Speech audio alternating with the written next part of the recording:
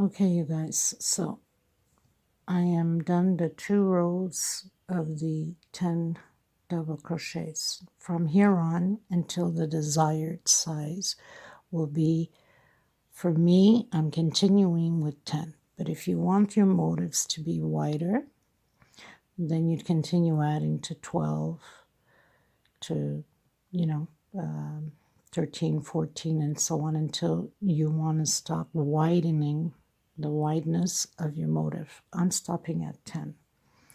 The blue one I have 12. This one I have 10. So basically what you would do is just always skip the first 2. So I'm closing in now my last one here with a single. I'm going to do 1 chain. I'm going up to the next one and turn my work. Because I don't want to increase more of my motif, I want to keep it the same size until the end of my pattern. So you always skip the first 2 and you continue on doing your 10 double crochets.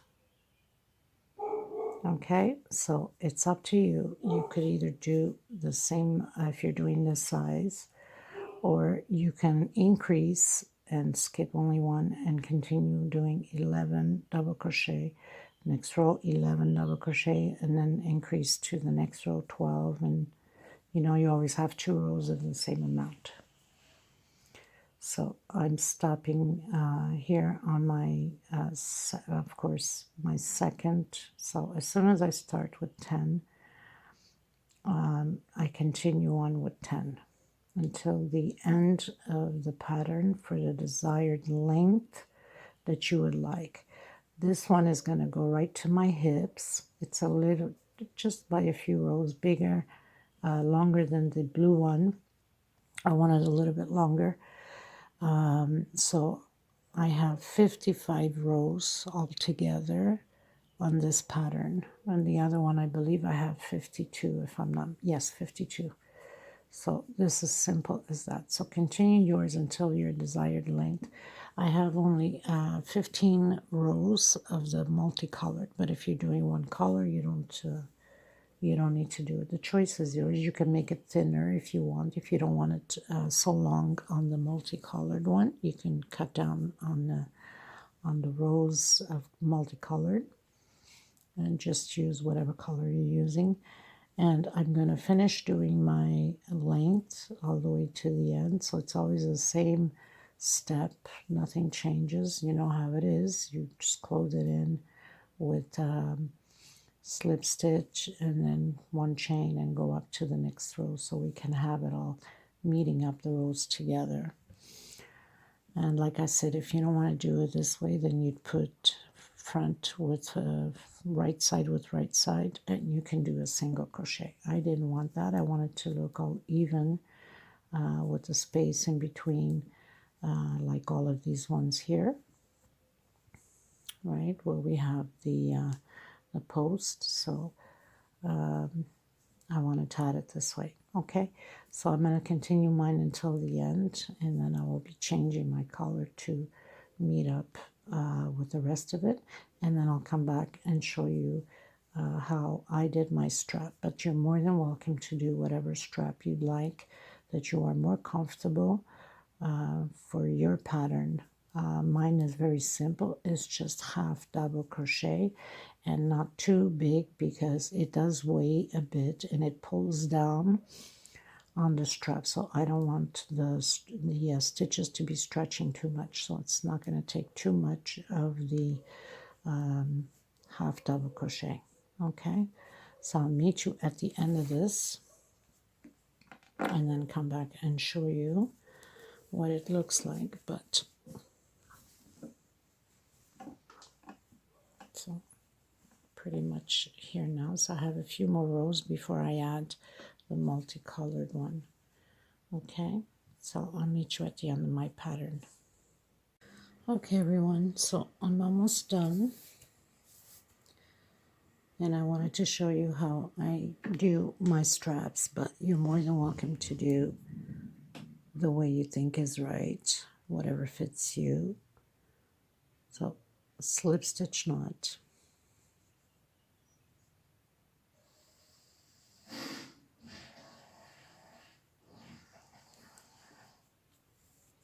Can grab any one for that matter. It doesn't matter. There's no specific way to grab it, but I am doing it by the inside. And I'm going to grab right in the corner here and single. Try to hide my thread at the same time. And you can go as wide as you like. I mean, it's up to you, you know. I'm coming into the next space.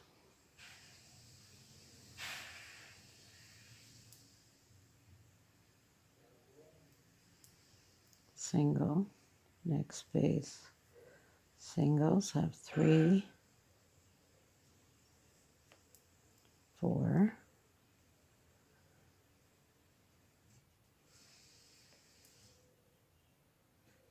5, and I go a little bit more inside of here, 6, and one on top of here, 7. So I'm going to do it at 7. And you're just going to go back and forth. So this one I'll just do 1 chain. And I'm going to do half double crochets. And this is it. You make the size that you want. Measure it. Just don't make it too long because it does weigh a bit and it will pull on it and it will stretch a bit. So you just keep measuring and see what 1 chain and what works for you. And this is it. Nothing to it. And then you would attach it to the front.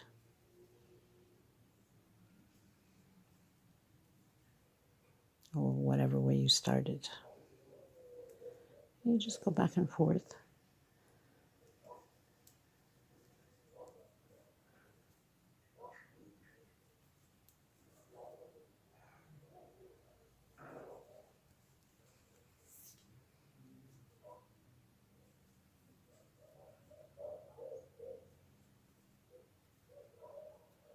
Like that.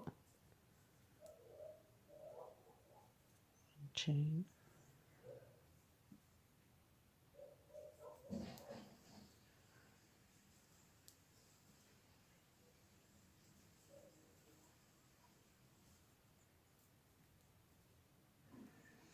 So very simple, nothing to it. So you continue on for the length you want, and then you'd come and you'd basically would turn your pattern, right? Like that. And again, you would count your, let's say, 1, 2, 3, 4, 5, 6, 7. So you know you have to put it exactly the same way as you did on the other side. And you'd come here, and then you would just close it in. Come here, close it in. Come here, close it in. Come here, close it in.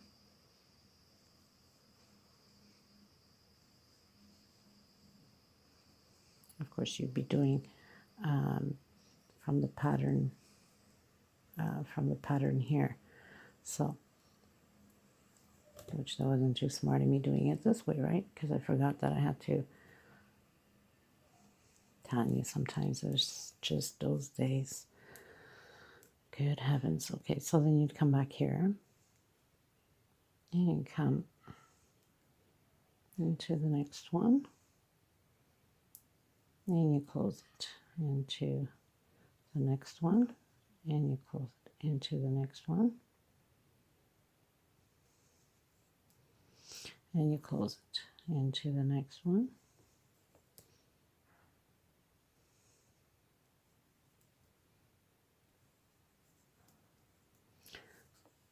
And you'd have it like that.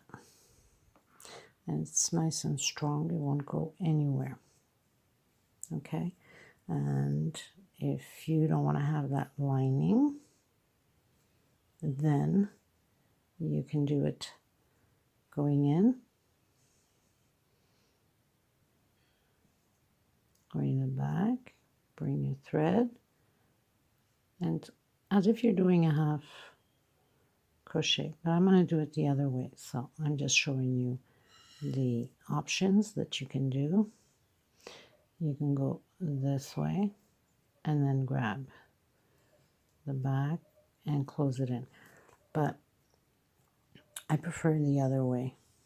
Okay, so very simple.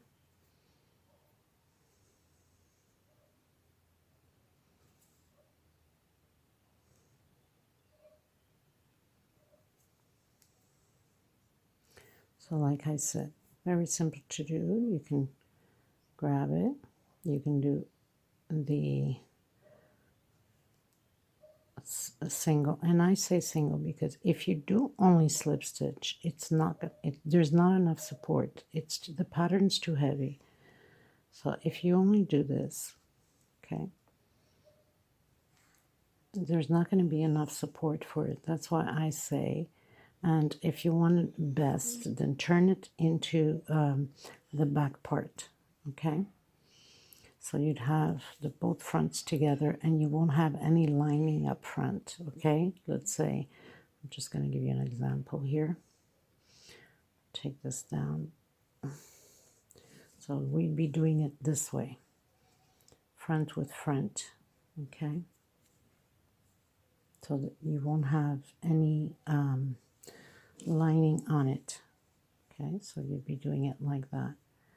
And better if I demonstrate it, right? Oh my goodness, that's what happens when you're only doing the job. Like, just pull this here a bit.